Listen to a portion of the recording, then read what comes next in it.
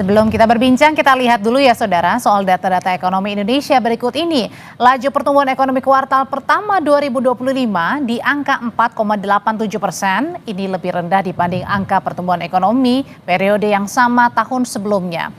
Kita lihat data sebelumnya, pertumbuhan ekonomi kuartal 1 2022 5,02%, 2023 5,04%, lalu di 2024 5,11%, dan tahun ini turun menjadi 4,87%. Beralih ke angka PHK, dalam rapat dengar pendapat atau RDP-RI bulan awal Mei lalu, Menteri Ketenagakerjaan Yassi-Arli mengungkap hingga April 2025 ada 24.000 kasus PHK di Indonesia.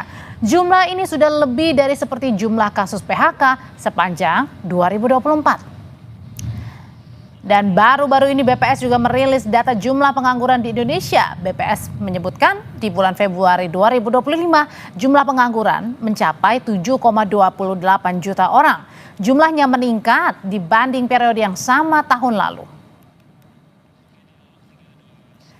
Laju pertumbuhan ekonomi melambat, bagaimana masyarakat khususnya kelas menengah harus pintar-pintar mensiasatinya. Kita bahas bersama anggota Komisi 11 DPR RI dari fraksi Partai Gerindra, Wihadi Wianto. Malam Pak Wihadi. Malam Mari. Ada juga perencana keuangan, Prita Gosi. Malam Mbak Prita. Malam Mbak Audrey. Ya, saya mau ke Pak Wihadi dulu. Pak Wihadi, ini ekonomi melambat bukan hanya soal berbicara ya, tapi ada datanya. Tadi kalau kita lihat di paket sebelumnya juga ternyata banyak nih yang sebenarnya tetap mereka jalan-jalan, tapi kemudian pintar-pintar mensiasatinya. Salah satunya misalnya dengan cara lebih berhemat, membawa bekal dari rumah. Kalau Pak Wihadi sebagai anggota Komisi 11 DPR, ini sudah seurgensi mana nih melambatnya ekonomi kita? Masih baik-baik saja atau sudah harus ada yang perlu dikaji lagi? Ya begini, adanya penurunan yang penurunan angka pertumbuhan yang dirilis oleh BPS 4,8 itu memang adalah merupakan gambaran daripada triwulan pertama, Q pertama. Jadi itu adalah Januari, Februari, Maret. Dan kita tahu juga bahwa pertumbuhan ekonomi 4,8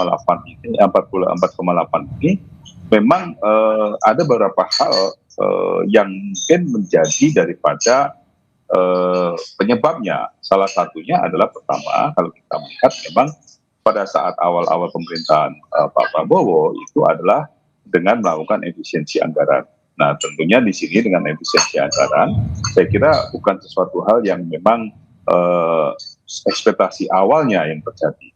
Nah kemudian kalau kita lihat sekarang juga adanya perang tarif yang memang pada saat kemarin itu sempat menjadi sesuatu hal yang sama-sama melihat bahwa perang tarif ini akan menimbulkan sesuatu gejolak sehingga semuanya menahan diri. Nah inilah salah satu pertumbuhan ekonomi yang kita melihat memang agak terhambat di sini. Nah tetapi kalau kita melihat pada saat biasanya memang pelemahan di awal itu bisa biasa saja terjadi. Nah kalau kita melihat daripada faktor-faktornya, kita sudah mendeteksi awal faktor-faktor itu. Dan kalau kita lihat juga bahwa APBN kita per April kemarin itu baru berjalan 17%. Artinya memang pada saat ini pemerintah sudah melihat bahwa program-program yang dicanangkan oleh pemerintahan saat ini itu akan bisa berjalan setelah adanya hari raya ini dan beberapa libur panjang. Jadi ini adalah merupakan sesuatu hal yang memang biasa terjadi adalah pelambatan ekonomi. Tapi ini adalah merupakan satu hal yang biasa. Nantinya itu akan mempunyai target bahwa pertumbuhan ekonomi kita kan range-nya 5,2 sampai 54. Pertumbuhan yang melambat ini biasa-biasa saja. Setuju dengan hal itu Mbak Prita atau mungkin ada pandangan yang lainnya nih? Karena saya adalah seorang perencana keuangan, tentu saja bila mana ada dampaknya terhadap keuangan rumah tangga, itu bukan suatu hal yang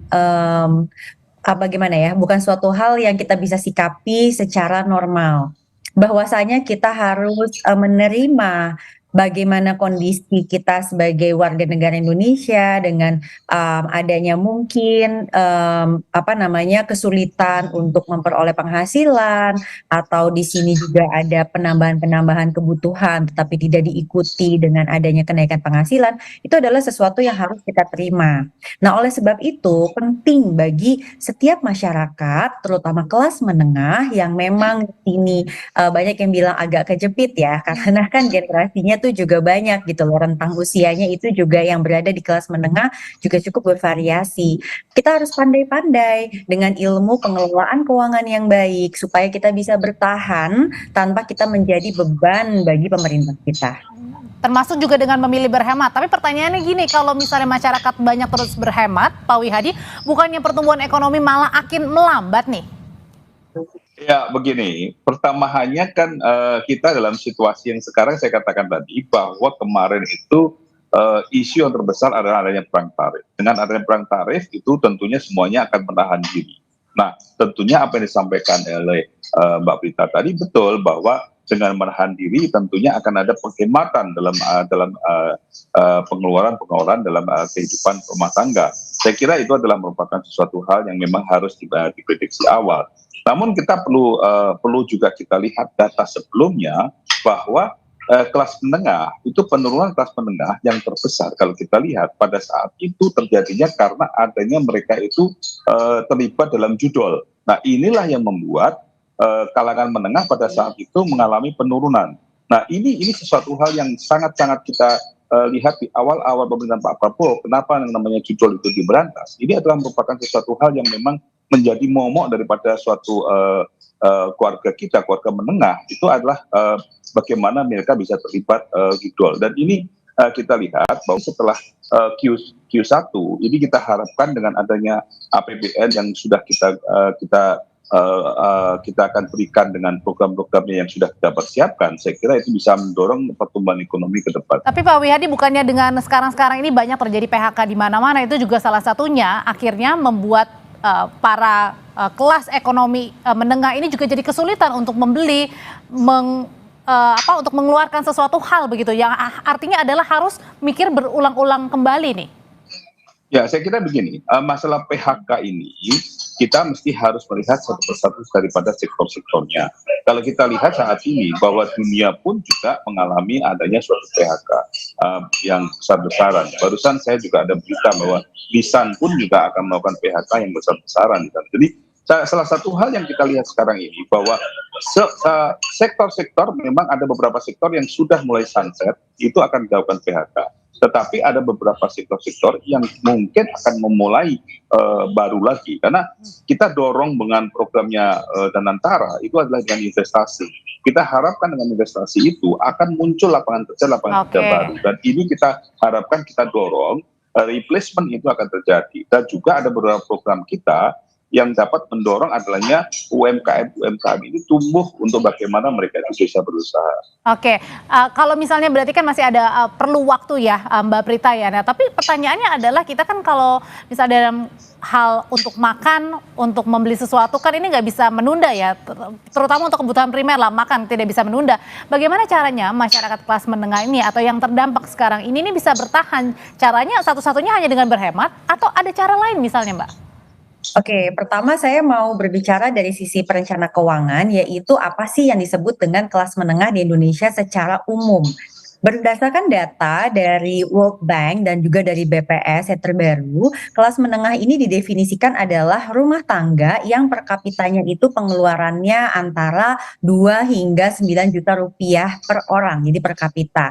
Jadi kalau di rumah tangga tersebut ada 2 orang, ya dikalikan 2. Nah, logikanya kalau memang pengeluarannya adalah 4 juta per bulan misalnya, ya maka dia membutuhkan penghasilan paling tidak 5 juta per bulan kalau dia mau bisa mengelola keuangannya dengan baik. Artinya selain pengeluaran dia juga mampu menabung, Mbak, untuk memiliki dana cadangan, dana darurat bila mana memang ternyata nantinya mengalami masa sulit. Nah, pertanyaannya adalah apakah memang cocok nih antara rumah tangga dengan pengeluarannya mereka yang berbeda-beda itu dengan penghasilan yang mereka miliki. Maka saya biasanya mengajak orang untuk kembali membuat anggaran, membuat budget supaya dia bisa lihat. Contoh, kalau misalnya misalnya di dalam rumah tangga dia sudah memiliki 2 orang anak, Oke. mungkin ada bapak dan ibunya. Lalu kalau ternyata bapaknya saja yang bekerja, ibunya tidak, Hmm. sedangkan pemasukannya kurang, ya ini sudah tidak bisa dihemat lagi Mbak, karena kan anaknya sudah lahir. Artinya di sini mungkin dari sisi istrinya itu perlu berdaya untuk membantu ekonomi rumah tangga, itu salah satu contoh. Lalu berikutnya adalah pemilihan pengeluaran-pengeluaran meskipun itu primer. Sebagai contoh misalnya biaya sekolah. Kalau memang orang tua tidak bisa untuk menyekolahkan anak misalnya di sekolah swasta berbahasa Inggris, ditambah dengan les-les dan lomba-lomba yang saat Oke. ini memang cukup marak, ya dia harus memilih. Kira-kira seperti itu. Oke, jadi tadi utamanya adalah memberdayakan lebih ya. Misalnya jika dalam satu anggota keluarga salah satunya bekerja, bisa-bisa harus satu lagi ini harus menggerakkan ya roda perekonomian untuk bisa saling membantu, untuk saling menopang begitu ya, salah satu yang bisa dijawabnya. Terima kasih Pak Wihadi, terima kasih juga Mbak Prita untuk ulasannya malam hari ini mengenai pintar-pintar untuk mengatur pengelolaan keuangan. Selamat malam.